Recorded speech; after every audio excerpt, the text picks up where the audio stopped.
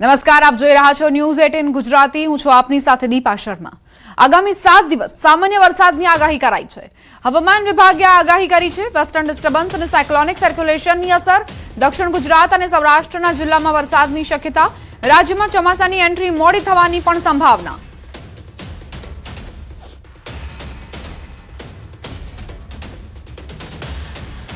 आने वाले 7 दिनों के लिए जो गुजराती स्टेट के लिए फोरकास्ट है, हम उसमें गुजरात रीजन की बात करेंगे तो गुजरात रीजन में डे 1 से लेकर डे 7 तक आइसोलेटेड प्लेसेस पे लाइट टू मॉडरेट रेन का पूर्वानुमान है। और सौराष्ट्र और कच्छ रीजन की बात करेंगे तो डे 1, डे 2 और डे 3 में सौराष्ट्र और कच्छ रीजन में ड्राई वेदर प्रिवेल करेगा। उसके बाद डे 4, डे 5, डे 6 और डे 7 में आइसोलेटेड प्लेसेस पे लाइट टू मॉडरेट रेन का पूर्वानुमान है। और मैक्सिमम टेम्परेचर की बात करेंगे तो आने वाले 7 दिनों के लिए maximum temperature no large change में रहेगा। 22 जूनથી રાજ્યમાં વરસાદની આગાહી। આગાહીકાર રજનીકાંત લાલાણીની આગાહી છે। ભેજનું પ્રમાણ વધતા વરસાદ પડી શકે છે। 20 જૂનથી પવનની ગતિ અને ગરમી ઘટી શકે છે।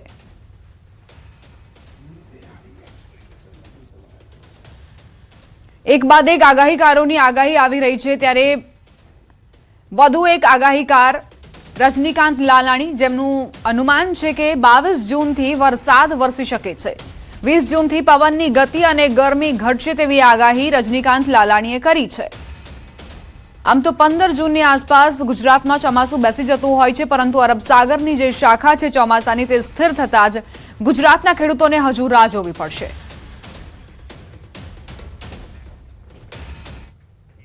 તમિલનાડુના કન્યાકુમારીમાં ભારે વરસાદના કારણે નદીઓમાં પૂરની સ્થિતિ સર્જાઈ છે।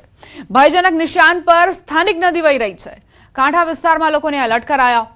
સતત વરસાદના કારણે નદી બંને કાંઠે વહેતી જોવા મળી।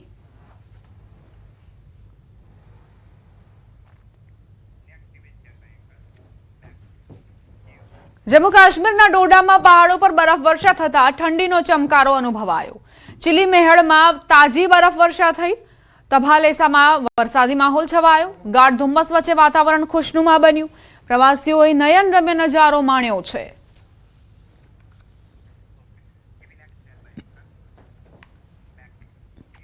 સુરતના અઠવા ગેટ વિસ્તારમાં મોડી સાંજે એક ચોંકાવનારી ઘટના સામે આવી।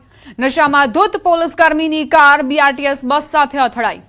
અઠવા ગેટ વિસ્તારમાં બીઆરટીએસ રૂટ પર બસ નિયમિત રીતે પસાર થઈ રહી હતી, ત્યારે પાછળથી આવી રહેલી સ્વિફ્ટ કાર અચાનક બસ સાથે ધડાકાભેર અથડાઈ હતી। આ કાર હંકારનાર પોલીસકર્મી નશાની હાલતમાં હોવાનું સામે આવ્યું। બસ અને અથડામણ થયા બાદ તે યોગ્ય રીતે ઊભો રહી શકતો નહોતો। સદનસીબે બસમાં મુસાફરી કરી રહેલા મુસાફરોને અન્ય કોઈ વ્યક્તિને ગંભીર ઈજા નથી પહોંચી। સ્થાનિકોના જણાવ્યા અનુસાર અકસ્માત સર્જનાર કાર ચાલક ભારે નશાની હાલતમાં હતો। એટલું જ નહીં, પોલીસકર્મીની કારમાંથી દારૂની બોટલ અને ગ્લાસ પણ મળી આવ્યો।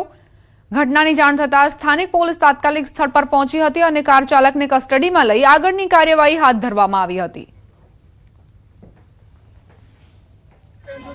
પોલીસકર્મી હતા, કોન્સ્ટેબલ હતા, તેમણે પાછળથી બીઆરટીએસ ગાડીને બસને ઠોકેલી છે અને ફૂલ નશાની હાલતમાં હતા તેઓ, અને હજી ગાડીમાં વર્દી પડેલી છે, દારૂની બોટલ પડેલી છે।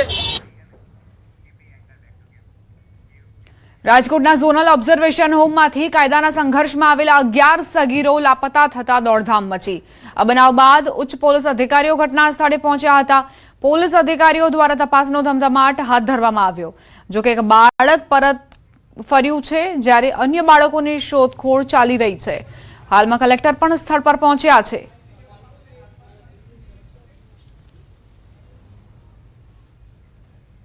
રાજકોટના બાળ સંરક્ષણ ગૃહમાંથી 11 જેટલા કાયદાના સંઘર્ષમાં આવેલા બાળકો છે તે અત્યારે લાપતા છે, જેમની તપાસ માટે અત્યારે પોલીસની ટીમ પહોંચી છે। પોલીસ દ્વારા અત્યારે તપાસ કરવામાં આવી રહી છે।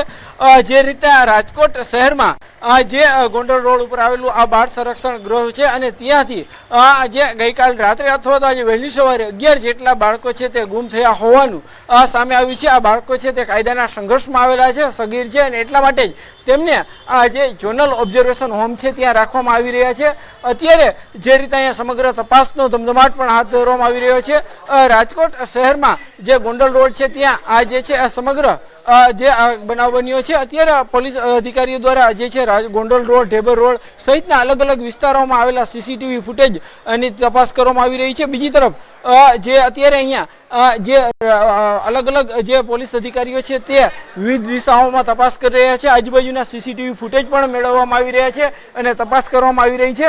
જે રીતે ડોગ સ્કોડ પણ અત્યારે પહોંચી હતી અને ડોગ સ્કોડ દ્વારા પણ અત્યારે તપાસ કરવામાં આવી હતી. જે રીતે આ જે 11 જેટલા કાયદાના સંઘર્ષમાં આવેલા બાળકો છે તે ગુમ થતાની સાથે જ ક્યાંક ને ક્યાંક જે છે અત્યારે અનેક સવાલો પણ ઉઠી રહ્યા છે અને ઉચ્ચ અધિકારીઓ જ્યારે મીડિયા સમક્ષ આવશે ત્યારે તમામ સવાલોના જવાબ પણ તેમની પાસે માંગવામાં આવશે. પરંતુ અત્યારે 11 જેટલા જે બાળકો છે, જે કાયદાના સંઘર્ષમાં આવેલા બાળકો છે તે ગુમ થતા ક્યાંક ને ક્યાંક શહેરમાં પણ ચકચાર મચી છે. હાર્દિક જોશી, ન્યૂઝ 18 ગુજરાતી, રાજકોટ.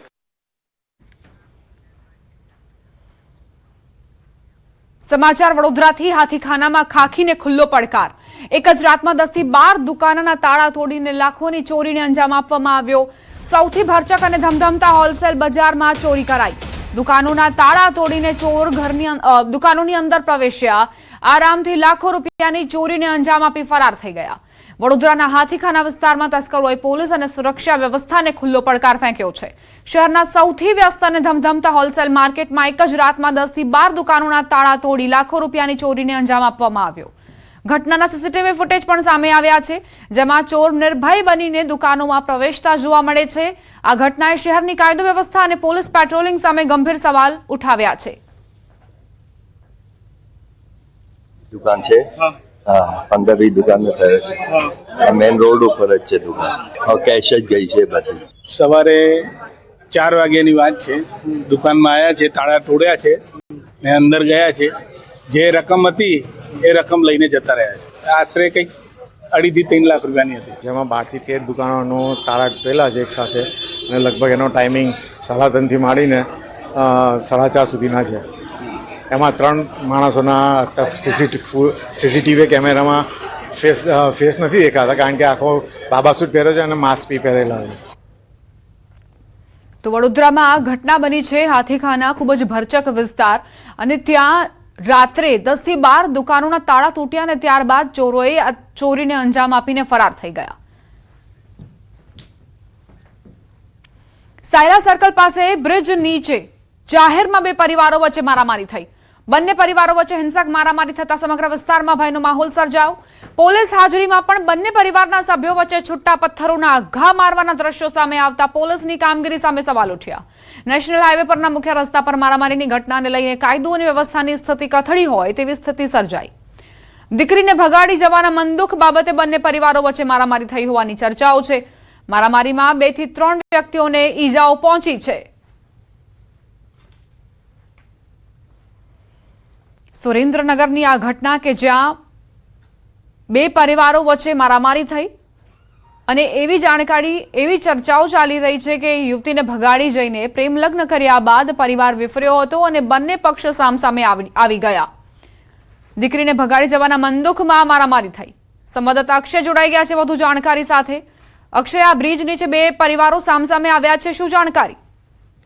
જી, ચોક્કસથી વાત કરવામાં આવે તો જે અમદાવાદ રાજકોટ નેશનલ હાઈવે પર સાયલા ગામ પાસે જે ઓવરબ્રિજ આવેલો છે તે ઓવરબ્રિજની નીચેના ભાગમાં જે છે એ આ બંને પરિવારો વચ્ચે કોઈ વાતને લઈને સમાધાન માટે અંદાજે 2 કલાક સુધી બંને પરિવારો વચ્ચે વાટાઘાટો ચાલી હતી, પરંતુ ત્યારબાદ ક્યાંક બંને પરિવારો જે છે એ ઉશ્કેરાઈ ગયા હતા અને બંને પરિવારો વચ્ચે મારામારી જે છે એ હિંસક રૂપમાં પરિણમી હતી. બંને પરિવારના જે સભ્યો છે છૂટા પથ્થરોના ઘા વડે એકબીજા પર જે છે ફેંકવા લાગ્યા હતા અને એમાં બંને પરિવારના વ્યક્તિઓ છે અંદાજે 2 થી 3 વ્યક્તિઓને ઈજા પહોંચી છે. પોલીસનો જે કાફલો છે એ ઘટના સ્થળે પહોંચવા છતાં જ્યારે પોલીસનો કોઈ પણ પ્રકારનો ડર ન હોય તેમ બંને પક્ષોએ મારામારી ચાલુ રાખી હતી, જેને લઈને ક્યાંક ને ક્યાંક સાયલામાં પોલીસની જે કામગીરી છે તેની સામે સવાલો ઉભા થયા છે. સાયલામાં જે કાયદો અને વ્યવસ્થાની સ્થિતિ છે તે સાવ ખાડે ગયો હોય તેવું ચોક્કસથી હાલ લાગી રહ્યું છે. ઈજાગ્રસ્તોને સારવાર માટે હાલ હોસ્પિટલ ખાતે ખસેડવામાં આવ્યા છે, પરંતુ જે હિંસા સામે આવે છે તેને લઈને ક્યાંક ને ક્યાંક સમગ્ર વિસ્તારમાં ભયનો માહોલ ફેલાઈ જવા પામ્યો હતો. જી, આભાર અક્ષય જાણકારી આપવા માટે. પૂર્વ મંત્રી અને ધારાસભ્ય નિમિષા સુથારે ભાંગરો વાટ્યો. મંચ પર બોલતા બોલતા નિમિષા સુથાર ગૂંચવાઈ ગયા. નિમિષા સુથારે નિર્મલા સીતારમણને ડિફેન્સ મિનિસ્ટર ગણાવ્યા. નિમિષા સુથારે ફાઇનાન્સને ડિફેન્સ બનાવી દીધું. પ્રાસંગિક ઉદ્બોધનમાં નિમિષા સુથારે આ ભાંગરો વાટ્યો છે. નિમિષા સુથાર બોલ્યા, ડિફેન્સ એટલે ફાઇનાન્સ મિનિસ્ટર. વિકસિત ભારત સંકલ્પ સંમેલનમાં નિમિષાબેને આ ભૂલ કરી. આજે દેશની પહેલા ડિફેન્સ મિનિસ્ટર જે છે, આપણે સૌ કોઈ જેને જાણીએ છીએ, ઓળખીએ છીએ, અને ડિફેન્સ એટલે ફાઇનાન્સ મિનિસ્ટર તરીકે નિર્મલા સીતારામન પણ નરેન્દ્ર મોદી સાહેબના કેબિનેટમાં કામગીરી કરીને પૂરા દેશને ચલાવે છે. પંચમહાલથી સમાચાર. કૃષિ મંત્રી રમેશ કટારાની આળસુ અધિકારીઓને ટકોર. રમેશ કટારાએ શિક્ષકોને ટકોર કરી. શિક્ષકો ભણાવવાનું મૂકી મોબાઈલમાં વ્યસ્ત રહે છે. આપણા વડીલો 500 થી 1000માં નોકરી કરતા. આજે સારા પગાર મળે તો પણ ભૂખ ભાંગતી નથી. સરકારી સુવિધાઓ લઈને પણ શિક્ષકો સરકાર સામે વિરોધ કરે છે. આપણા બાપ દાદાના વડીલોને પૂછો, ઉંમરલાયકને પૂછો, ગામની અંદર નિશાળ નથી. નિશાળ એક ગામમાં નિશાળ હતી, ત્યાં ઓરડા નતા, નીચે બિલ ભરવા પડતો હતો અને 200 થી 500 રૂપિયા પગાર મળતો હતો.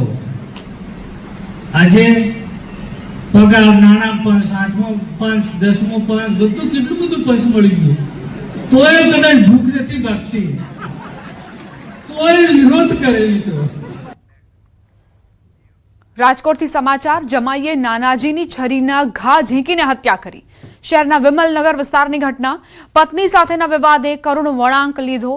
પત્નીના ઘરે પહોંચી પ્રવીણભાઈ શાહની હત્યા કર્યાનો આરોપ છે. હુમલામાં મૃતકના પત્ની પણ ગંભીર રીતે ઇજાગ્રસ્ત થયા. હત્યા બાદ આરોપી વિવેક ગોસ્વામી ફરાર થયો. પતિ પત્ની વચ્ચે લાંબા સમયથી અણબનાવ હતો. મૃતકના પરિવારે મૃતદેહ સ્વીકારવાનો ઇનકાર કર્યો. જ્યાં સુધી કાર્યવાહી ન થાય ત્યાં સુધી ઇનકાર. મૃતકના પુત્રીએ પોલીસ પર ગંભીર આરોપ મૂક્યા. પરિવારે 22 મેના દિવસે યુનિવર્સિટી પોલીસને અરજી આપી હતી. પોલીસ દ્વારા સમયસર કામગીરી કરવામાં આવી હોત તો ઘટના ન બની હોત. યુનિવર્સિટી પોલીસ આરોપીને બચાવતી હોવાનો પણ પરિવારે આરોપ મૂક્યો.